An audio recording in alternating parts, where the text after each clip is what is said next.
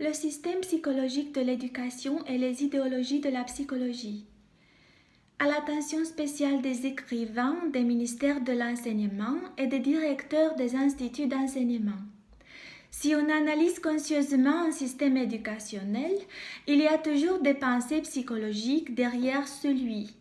N'importe qu'on réfère à l'éducation familiale ou à l'éducation scolaire.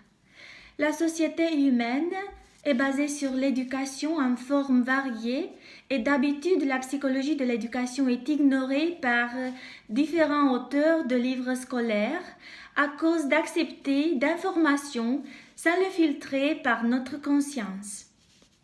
Le point fort d'un individu, c'est le jugement analytique et personnel sur lequel on recommande de construire le style individuel de vie. L'unité clé d'une idéologie est nommée idée ou pensée. Une idée peut être constructive ou destructive, positive ou négative. Les idées positives ou bienfaisantes créent des effets positifs ou des conséquences positives dans le plan concret de la vie de l'individu.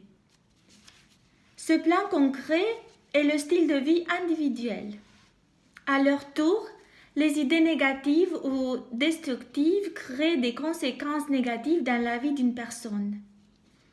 Une idéologie de n'importe quel type va influencer directement la culture entière d'un pays.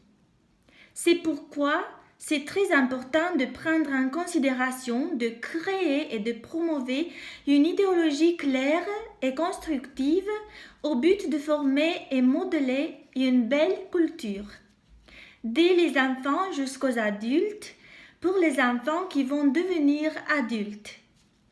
La psychologie ou l'idéologie positive a évidemment à faire avec le psychique.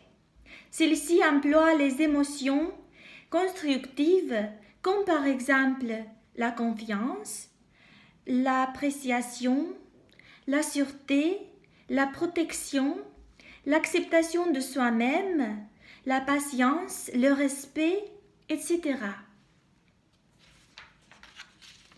La promotion des concepts des livres scolaires et des articles de revues et journalistiques basés sur une idéologie positive, elle va conduire à la distribution de claires informations vers les individus d'une société.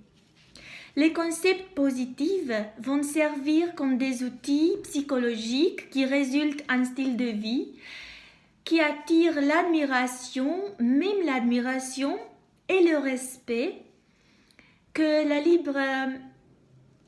libre expression de l'individu dans une manière esthétique.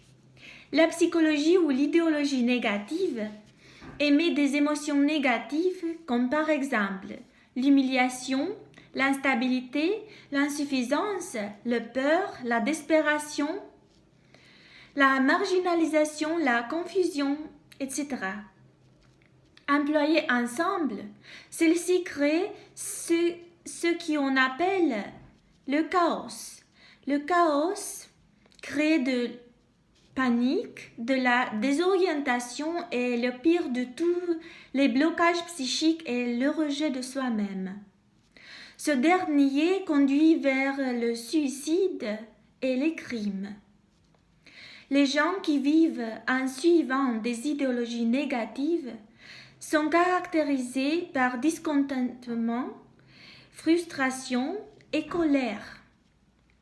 Ils ont une tendance d'obtenir ce qu'ils veulent forcément et ils ont des relations toxiques. Ceux-ci expérimentent souvent des blocages dans leur créativité, dans leur imagination. Ils se sentent mieux s'ils répètent les mêmes coutumes qui leur donnent l'impression de protection. Ces gens ont l'habitude de ne pas accepter à faire des choses nouvelles. Moi, comme idéologiste du XXIe siècle, je recommande avec chaleur l'idéologie positive pour une culture positive. Merci beaucoup. À bientôt.